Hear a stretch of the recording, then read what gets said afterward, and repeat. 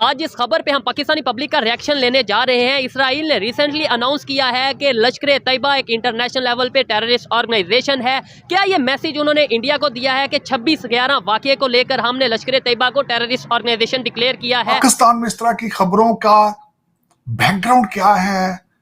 हमें कोई अच्छी खबर नहीं मिलती, लेकिन स्पाइसी खबरें रोजाना मिलती हैं। क्या ऑलमोस्ट तकरीबन 3/4 ऑफ द वर्ल्ड जो है वो इजराइल को के इक़दामात को गैर कानूनी और नाजायज समझते हैं।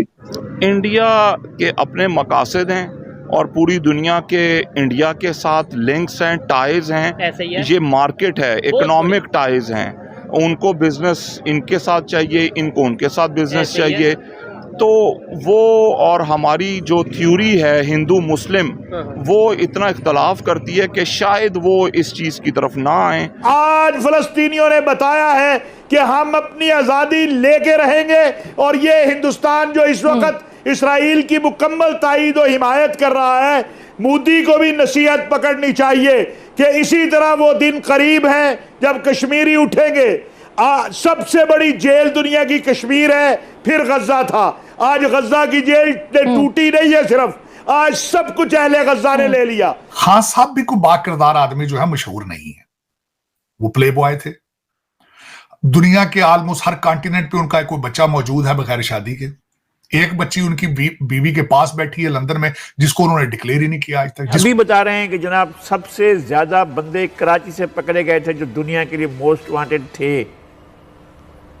तो किस लिए थे यहाँ पर? जो मुसलमान है ना, मैं तो ये समझता हूँ जो एक हमारी जो आर्मी है, ठीक है, जब वो खड़े होकर लड़ रहे होते हैं ना, उन्हें ये डर नहीं होता कि हम मर जाएंगे, ठीक है, क्योंकि उन्हें पता है कि अगर हम मरेंगे तो हम शहीद होंगे, हमने सीधा जन्नत में जाना है। जो काफिर है ना, उसे चीज़ का डर है, वो मौत से डरता है, ठीक है।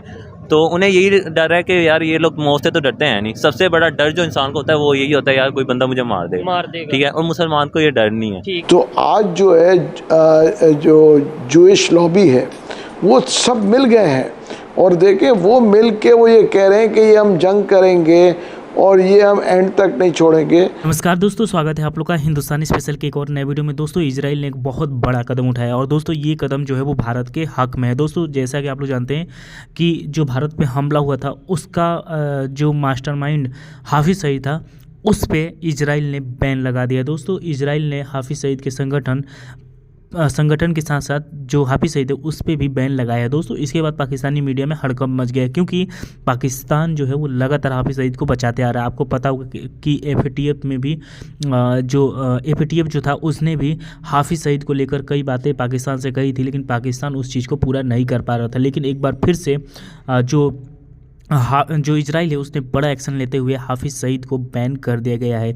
यानी कि अब हाफिज सईद जो है वो इजराइल की एजेंसियों का अगर वो निशाने पे आता है तो उसको इजराइल की एजेंसियां भी मार सकती हैं। तो दोस्तों कहीं ना कहीं ये हाफिज सईद के लिए बहुत ही बड़ा जो है वो कहीं ना कहीं एक डिस्प्रेशन होगा, क्योंकि एक ऐसा देश जो कि पाकिस्तान का वैसे भी दुश्मन है वो जो है वो हाफिज सईद को जो है वो बैन कर देता है। इससे ये दिखाता है कि जो इंडिया की फॉरेन पॉलिसी है वो भी बहुत ही अच्छा चल रही है और लगातार पूरी दुनिया ये बात मान रही है कि हाफिज सईद और पाकिस्तान में जितने भी आतंकवादी संगठन हैं वो चीज़ क्या है, वो सिर्फ और सिर्फ भारत को नहीं बल्कि पूरी दुनिया को डसेंगे। और अमेरिका भी एक बार ये जान चुका है कि कैसे आतंकवादी हमला अमेरिका पे हुआ था और अमेरिका भी अब ये बात मानता है।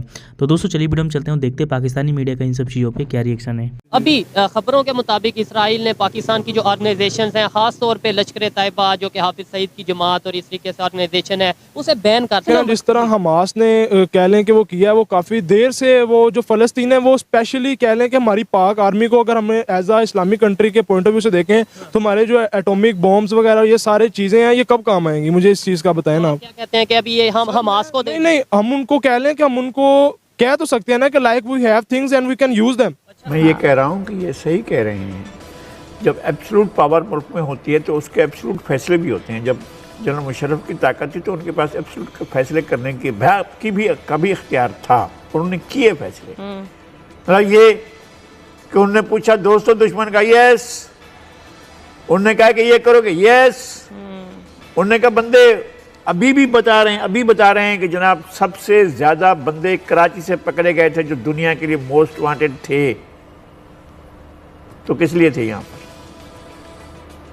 फिर ये कि जब पकड़ कर कहा गया ग्वांटानामो में मौजूद लोगों की अक्सरियत वो कराची से भेजी गई थी, तो ये किसके, और जनरल मुशर्रफ ने अपनी किताब में लिखा है सफ़ा 244 पर उसका हवाला देते हैं वहाँ पर बैठे हुए लोग कि हमने पैसे लिए और हमने बंदे पकड़कर उनके हवाले किए। तो ये आपका था तरीक़ाकार, और ठीक है दहशतगर्दी को इसी तरह मैं ये कहता हूँ दहशतगर्दी को इसी तरह से एलिमिनेट किया जाना चाहिए था, एब्सोल्युटली उसका स्पेस नहीं होना चाहिए था। Absolutely not. देखिए पैन इस्लामिस्ट मिलिटेंसी जो थी पाकिस्तान का कभी भी विजन नहीं था और हमारे मफादात के खिलाफ थी। उसकी वजह से आप देखें हमें कश्मीर कोस्ट को हमारे डैमेज हुआ, उस जो मिलिटेंसी अलकायदा ने की। ये कह रहा हूं हमारी जो दुरुस्त था, मैं कहता हूँ गलत था। अगर नहीं दहशतगर्दी के खिलाफ कार्रवाई ठीक, मैं वही कह रहा हूँ दुरुस्त बिल्कुल ठीक था।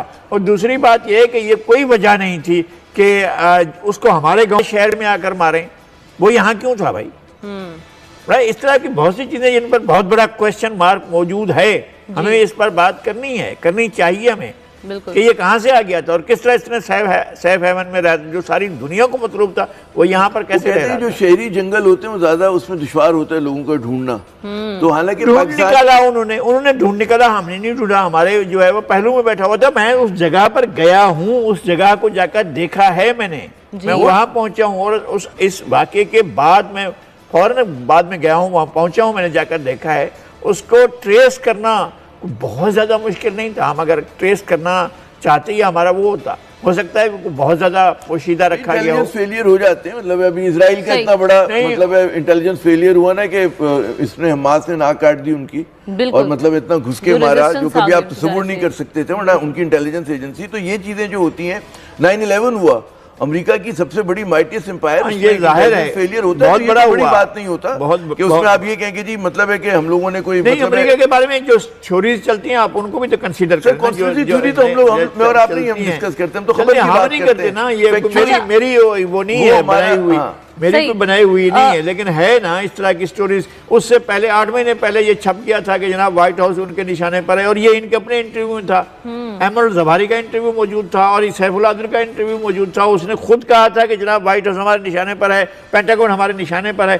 तो उससे 8 महीने पहले ये चीजें आई हुई थी। मरियम बीबी ने क्या, इस हमने तो पूरी बैनुल-अक़वामी सियासत में बात कर ली, लेकिन मरियम साहिबा तो सिर्फ अपने वालिद की बात करती रही और वो कारनामे गिनवाती नहीं कि जो उनसे सरजद नहीं हो सके। तो दोस्तों जैसे कि आपने इस वीडियो में देखा कि जो पाकिस्तानी मीडिया है वो खुद इस बात को मान रहा है कि हमारे यहाँ पे आतंकवादी शुरू से ही पलते आ रहे हैं। दोस्तों आपको पता ही होगा कि जो अमेरिका पे जो हमला हुआ था उसका मास्टरमाइंड जो है वो पाकिस्तान में छिपा हुआ था, जिसको कि अमेरिकी सैनिकों ने रात में आकर जो है उसको मार गिराया था। बाकी सुबह में पाकिस्तान की पुलिस और आर्मी को पता चला कि यहाँ पे कोई जो है वो यहाँ पे हमला हुआ है। दोस्तों पाकिस्तान शुरू से ही आतंकवादियों का एक बहुत अच्छा मतलब घर रहा है, क्योंकि पाकिस्तान जो है वो लगातार आतंकवादियों को पालता रहा है। और इसी चीज़ को आज पाकिस्तानी मीडिया मान रहा है कि हमने ये गलती की है, जिसका भुगतान जो है वो आज हम भुगत रहे हैं। दोस्तों अमेरिका भी पाकिस्तान से इसी बात से नाराज़ था कि पाकिस्तान ने जो है वो बहुत बड़ी गलती अमेरिका के ऊपर हमले करवा के की, क्योंकि जो आतंकवादी जो वहाँ पे अमेरिका में जिसने हमला किया था वो जो है वो कहीं ना कहीं जो आतंकवादी है उसका समर्थन जो है वो पाकिस्तान को था, और पाकिस्तान का भी समर्थन उसको था, तभी जाके अमेरिका पे इतना बड़ा अटैक हो गया था। दोस्तों इसीलिए पाकिस्तानी मीडिया जो है वो आज इस बात पे रो रही है कि हमारे टाइम पे जो हमारा आर्मी चीफ था जब वो हटाकर खुद पाकिस्तान का प्राइम मिनिस्टर बना, तब उसने इतनी बड़ी गलती की जिसका भुगतान आज हम भुगत रहे हैं। और आज दुनिया का सब मुल्क जो है, पूरी दुनिया हमें जो है आतंकवादी कह रही है। दोस्तों इस पर आपकी क्या राय कमेंट करके बताइएगा, और अगर आपको वीडियो पसंद है तो वीडियो को लाइक और हमारे चैनल को भी सब्सक्राइब कर लीजिएगा।